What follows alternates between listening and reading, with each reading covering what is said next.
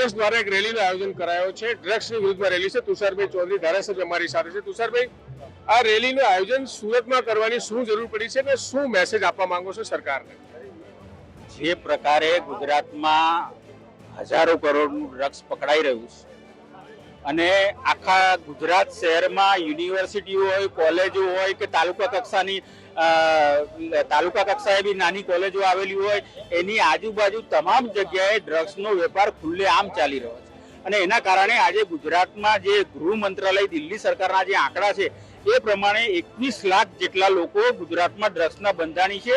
એમાં 2 લાખ કરતા વધારે તો મહિલાઓ પણ ડ્રગ્સની બંધાણી બની ચૂકી છે। ત્યારે આ લોકોને નશામાંથી બહાર કાઢવા માટે, એ લોકોની યુવા પેઢીને બચાવવા માટે, એમના પરિવારને બચાવવા માટે આજે યુથ કોંગ્રેસ અને એનએસયુઆઈ દ્વારા સુરત શહેર નશામુક્ત થાય એના માટે અમે રેલીનું આયોજન કર્યું છે। અને ડ્રગ્સની બાબત છે કે દારૂ પણ વેચાય છે કે ગુજરાતમાં? આપ જાણો જ છો કે દારૂનું તો તમને વર્ષોથી ખબર છે, પણ આ નવું એડિશન થયું છે અને એમાં બંનેમાં પોલીસની કાર્યવાહી નિષ્ફળ ગઈ છે।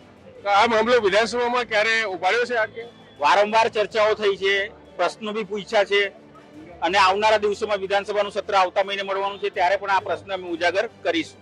તો સુરતમાં કારણ શું છે રેલી કાઢવા? સુરતમાં વાત કરીએ તો ખાસ કરીને અમદાવાદમાં પણ અમે આ કાર્યક્રમ કર્યો હતો।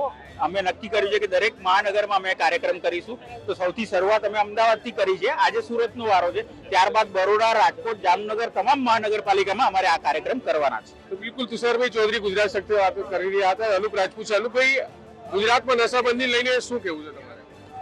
ગુજરાતમાં અત્યારે જોવા જાય તો ખૂણે ખૂણે નશાબંધીનો પ્રકોપ વધ્યો છે અને જે કઈ દારૂ હોય કે ડ્રગ્સ હોય તે તમામ જગ્યાએ સરકાર અને અહીંયા સરકાર ચલાવનારાની નરમ નજર હેઠળ જ આ બધું કારોબાર થાય છે।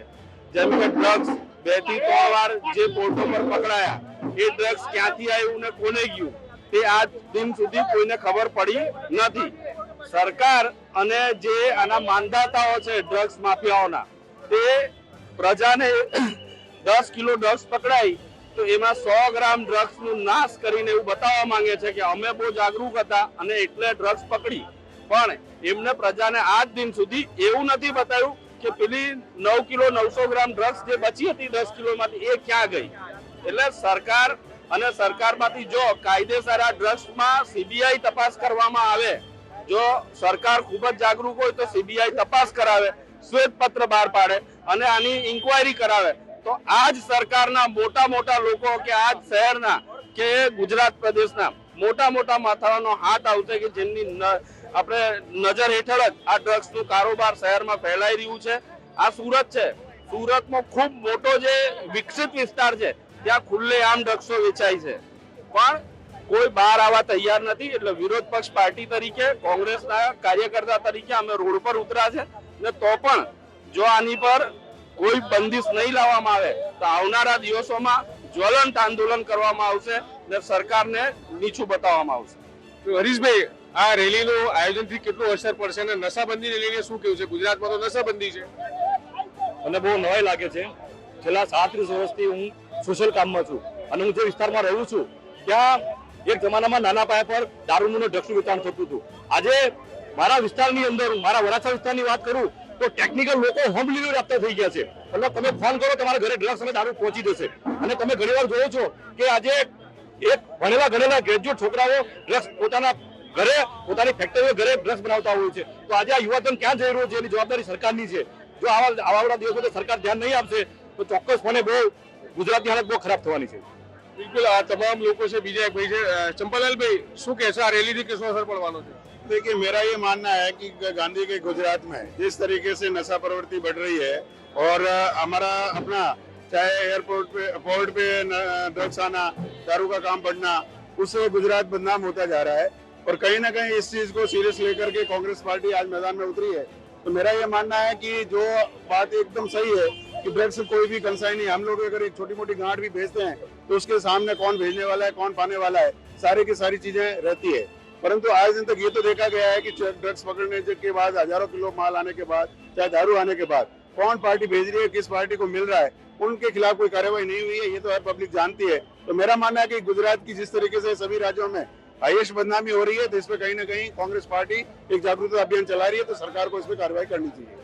તો બિલકુલ આ તસવીરો સુરત શહેરના રિંગ રોડની છે. અહીં આપ જોઈ શકો છો કે કોંગ્રેસના જે યુથ કોંગ્રેસના ખાસ કરીને વાત કરીએ NSCI છે અને કોંગ્રેસના તમામ લોકો અહીં રેલી કાઢી રહ્યા છે. સુરત શહેરની આ તસવીરો છે. સુરત શહેરમાં આ મોટી સંખ્યામાં કોંગ્રેસના કાર્યકર્તાઓ સમર્થકો અહીં ભેગા થયા છે અને તેઓ અહીં રેલી કાઢી રહ્યા છે કે ડ્રગ્સ જે છે ડ્રગ્સની વિરુદ્ધમાં આ રેલીનું આયોજન કરવામાં આવી રહ્યું છે અને અત્યારે આપ તસવીરોમાં જોઈ શકો છો કે મોટી સંખ્યામાં કોંગ્રેસના લોકો અહીં હાજર થયા છે. પણ આ રેલીનું કેટલું અસર પડશે એ તો જોવાનું રહેશે.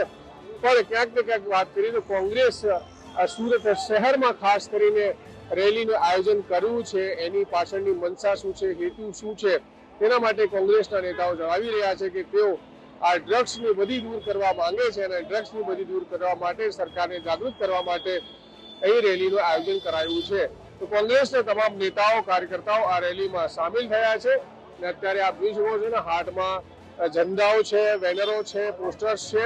તો તમામ આ કોંગ્રેસના નેતાઓ અહીંથી રેલીનું આયોજન કર્યું છે ને જે ડ્રગ્સની વિરુદ્ધમાં ઝુંબેશ હેઠળ આયોજન કરાયું છે. તુષાર ચૌધરી ગુજરાત તકને જણાવે છે કે આ મુદ્દાનો તે વારંવાર જે છે ત્યાં ગ્રહ ઉઠાવતા રહ્યા છે વિધાનસભામાં અને હવે જરૂર લાગશે તો ફરીથી તે આ મુદ્દાને ઉઠાવશે. તો આ તસવીરો સુરત શહેરની છે. કોંગ્રેસના કાર્યકર્તાઓ અત્યારે આપ જોઈ શકો છો કે રોડ રસ્તા ઉપર ઉતરી આવ્યા છે અને રેલીમાં સામેલ થયા છે.